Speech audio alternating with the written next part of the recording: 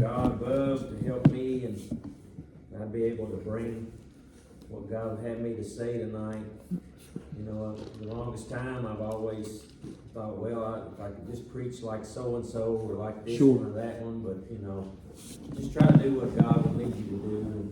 And you know, we might not be the best singer, but, you know, with God's help, He will surely help us tonight. And, Yes. you know, it's, the brother was talking about David. I'm going to go a little bit back before David, when Saul was actually converted, given the Spirit of God, and when he was the first anointed king of Israel. So, you know, I'm going to read a little bit tonight over in, I'll start and read a little bit towards, starting at chapter 9, and probably read most of the 10th chapter.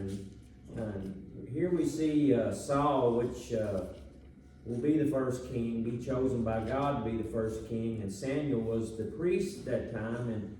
And it says here, his Saul's father, that the third verse of the 9th chapter, in the ashes of Kish, Saul's father was lost. And Kish said to Saul his son, take now one of the servants with thee, and arise and go seek the asses. And so that says they passed through Mount Ephraim, passed through the land of Shechem, and they found them not. Then they found them not. Then they passed through the land of Shilom, and they were not. He passed through the land of the Benjaminites, but they found them not.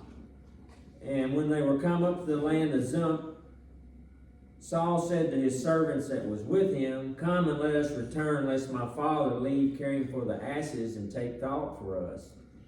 And he said unto him, behold, there is in this city a man of God, and he is an honorable man. All that he saith cometh surely to pass. Now let us go thither. Peradventure he can show us the way we should go. So here's Saul talking about, they'd heard about this man of God, which will be Samuel, the priest, or they also called him a seer, a prophet. Then said Saul to his servant, but behold, if we go, what shall we bring the man? For the bread is a spent in our vessels, and there's not a present to bring to the man of God what we have. And so the servant answered Saul again, and said, behold, I have here a hand, the fourth part of a shekel of silver, that will I give to the man of God to go to tell us our way. Before time in Israel, when a man went up to inquire of God, thus he spake, come and let us go up to the seer, for he is now called a prophet, was before time called a seer. Then said Saul to his servant, well said, let us go. So they went unto the city where the man of God was. And as they went up the hill to the city, they found the young maidens going out to draw water, and said unto them, it's a seer here. So let's get this visual picture of, you know, Saul and his servant heading up to see Samuel, the seer, or the prophet as it's been termed. And they answered them and said, behold, he is before you. Make haste now, for he came today to the city, for there is a sacrifice for the people today in the high place. And as soon as he can't come up into the city, you shall straightway find him before you go up to the high place to eat, for the people will not eat until he come, because he doeth bless the sacrifice, and afterwards they eat that to be bidden. Now therefore get you up, for about this time you shall find him. And when they went up in the city, and when they were come into the city, behold, Samuel came out against them, for to go up to the high place. Now the Lord had told Samuel in his ear a day before Saul came, saying, truly, if a person is close to the Lord, they will be revealed things. He already knew Saul was coming. Samuel did. I'm sure I'll mess that up. But he knew. God had told him in his ear that day before, said, tomorrow about this time I will send a man out of the land of Benjamin, and thou shalt anoint him to be captain over my people Israel, that he may save my people out of the hand of the Philistines, for I have looked upon my people, because their cry is come unto me. And when Samuel saw Saul, the Lord said unto him, behold, the man whom I spake of thee, this same shall reign over my people. Then Saul drew nigh unto Samuel in the gate, and he said, tell me, I pray thee, where the seer's house is. And Samuel answered Saul and said, I am the seer. Go up before me into the high place, for you shall eat with me today, and tomorrow I will let go, and I will tell thee all that is in thy heart. For as for thy asses that were lost 3 days ago, set not thy mind on it, for they are found, in whom is all the desire of Israel, is not on thee, and on all thy father's house. So he told Saul not to worry about the asses anymore. They were taken care of. It was covered. And he had other business about. And Saul answered and said, Am I not a Benjamin knight of the smallest tribes of Israel, and my family the least of all the families of the tribe of Benjamin? Wherefore then speakest thou so to me? And Samuel took Saul, his servant, and brought them into the parlor, and made them sit in the chiefest place among them that were bidden, which were about 30 persons. And Samuel said unto the cook, Bring the portion which I gave thee, of which I said unto thee, set it before thee. And the cook took up the shoulder that which was upon it, and set it before Saul. And Samuel said, Behold, that which is left, set before thee, and eat. For unto this time hath it been kept for thee, since I said, I invited the people. So Saul did eat with Samuel that day. And when they had come down from the high place in the city, Samuel communed with Saul on the top of the house. So I didn't know I was going to read all that, but it just kind of gives you a little history of what was going on between them two before they ever got to where he meets with Saul. And they arose early, and it came to pass about the spring of the day that Samuel called Saul to the top of the house, saying, Up, that I may send thee away. And Saul rose, and they went out, both of them, he and Samuel, abroad. And they were going down to the end of the city. Samuel said to Saul, Bid the servant pass on before me. And he passed on, but thou be still a while, that I may show thee the word of God.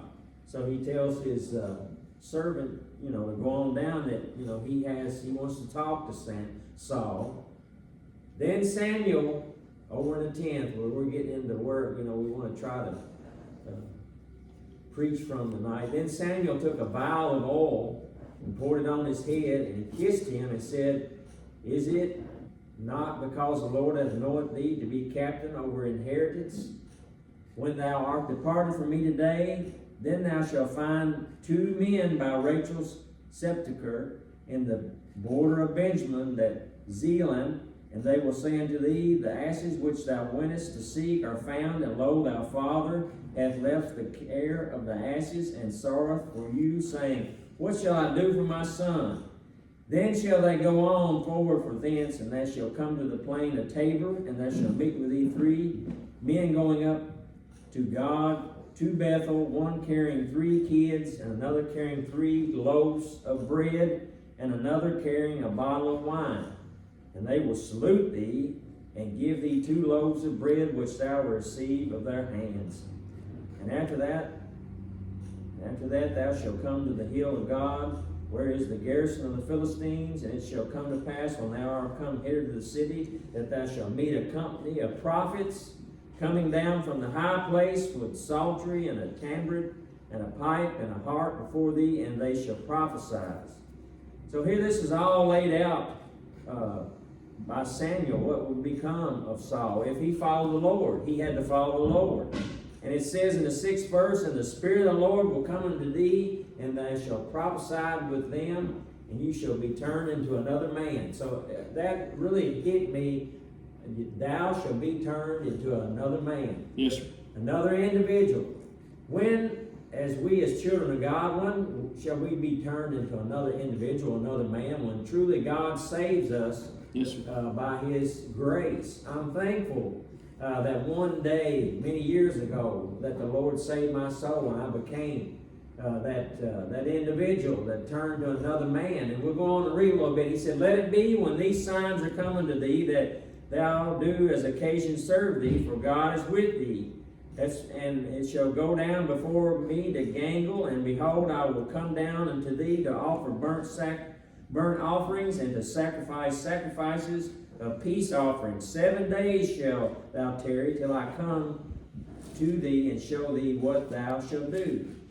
And it was so that when he turned his back to go from Samuel, God gave him another heart, and all these signs passed that day. Yes, sir.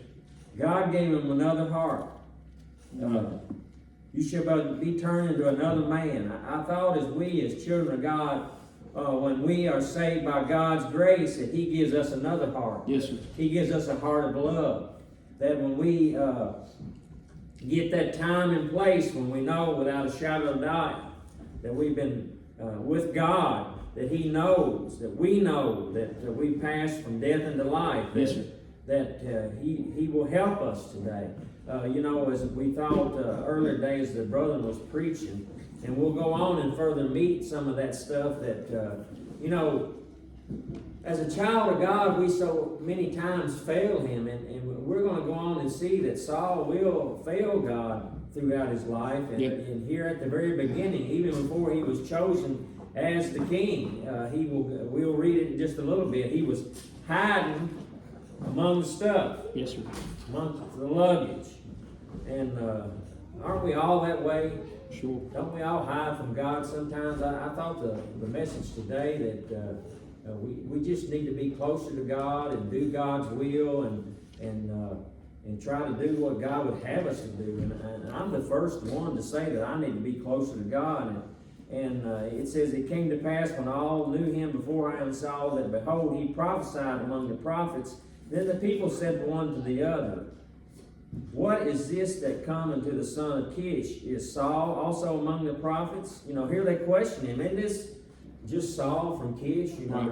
Isn't it just like Jesus when he was among the Pharisees in his hometown? They said, isn't this just the son of Joseph? Right. They're already discrediting him. But in one of the same place answer said, but who is their father? Therefore it became a proverb. Is Saul also among the prophets? And when he made an end of prophesying, he came to the high place, and Saul's uncle said unto him, to his servant, whither went ye? And he said, to seek the asses. When we saw that they were nowhere, we came to Samuel. And Saul's uncle said, tell me, I pray thee, what Samuel said unto you. And Saul said unto him, his uncle, he told us plainly that the asses were found, but the matter of the kingdom whereof Samuel spake, he told him not. So he held back part of what that he was to be anointed the king of Israel. And Samuel called the people together unto the Lord to Mizpah. And so here's Samuel, the prophet, the seer, is calling them all together.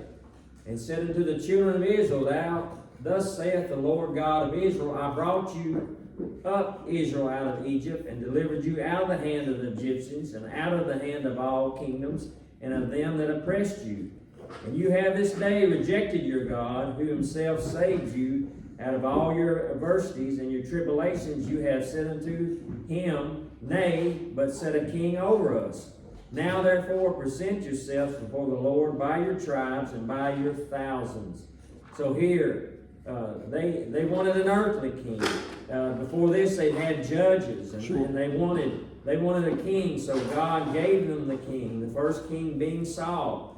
And when Samuel had caused all the tribes of Israel to come near, the tribe of Benjamin was taken. And when he caused the tribe of Benjamin to come near by their families, the family of Matria was taken, and Saul the son of Kish was taken. And when they saw him, they could not find him. He could not be found. Therefore they inquired of the Lord further if the man should yet come thither, and the Lord answered, behold, he had hid himself among the stubble.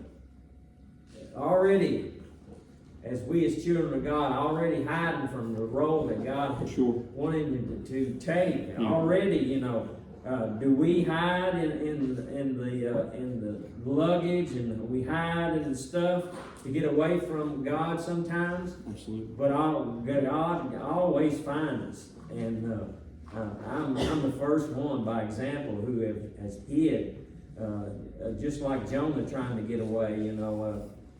I'm a very example of running from the call to preach. I went years and years and years, and thought I could get away and tried to hide yourself. But as I told them in Sunday school today, the thing I thought that I was running away from, I was running away to. God was in Lexington, Kentucky too. God was in Versailles, Kentucky, and He, you know, as once I got willing, He was able to use me, and He was able to hook me up with all my brothers and sisters in this church.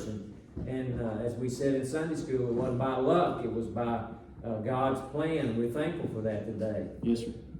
And Samuel said to all the people, hear the priest speaking, see you him whom the Lord hath chosen, that there is none like him among all the people. And all the people shouted and said, God save the king. Then Samuel took the people, the matter of the kingdom, and wrote it in a book, and laid it up before the Lord. And Samuel sent all the people away, every man to his house. And Saul also went home to Gihom, and there went with him a band of men whose hearts God had touched. But the children of Beel said, how shall this man save us? And they despised him, and they brought him no presents, but he held his peace. And I read a footnote of these people. These were deplorable people. These were people that were reprobate people. That this last verse here, that they just despised him. Sure.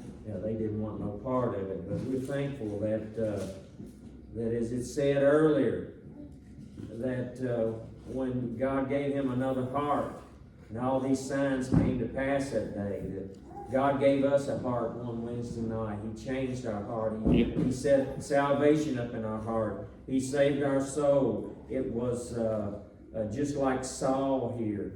And just like Saul here, after a longest time, we would run from things and fail to do God's things and hide from Him. And then God would get after me and chastise me. There's another thing. If you're a child of God, you can't do wrong forever. It says He chasteneth who He loveth. Yes, so I'm so thankful tonight that even though I've hid from time to time among the stuff, that God is a forgiving God and still can use us. As we go on, and I think Brother Hunter mentioned that Saul will begin to displease God and not do what He commands him to do. And things will happen to him, and eventually David will become king. But here in the beginning, he did follow the Lord, and what Samuel had told him, and gave him that another heart, and he was able to prophesy, and it was just wonderful that the Spirit of the Lord can do that to a man, that you can be lost one day and hear the gospel of the Lord, be pricked in your heart, be brought down, and then be brought and raised up and saved by God's grace. You have to have a change of heart. That change in my heart happened that Wednesday night, and I'm thankful for that tonight. And what it means to me down through the ages, I sound like I'm real old, but through the years, God has blessed me. And you'll have to have that change of heart to be a child of God. There has to be something happen to you. The Spirit of God will be put in your heart, and it's just good to have. Salvation is the best thing in the world, and I'm thankful for it tonight, and what it's meant to me over the years, and how He's blessed me, and how He's blessed my family, and how He's given me brothers and sisters that I love dearly, and to pray for. And I know you all pray for me, and continue to pray for one another. And I'm just thankful for that change of heart that happened that Wednesday night. Fifth bench, Dover Church, many years ago. We were talking in Sunday school. I can't remember the day, or I can't remember the date or the month, but I can remember the day and the time. So that's what matters. I think as long as I keep my right mind, I'll be able to remember that time and place. And I'll never have a different testimony. My testimony stays the same. If you're a child of God, you'll have the same testimony as you did from the very first day that God saved you. So it won't change. If it changes, watch out. So I'm just thankful. You all pray for me and pray for each other. Let's remember all the prayer requests. And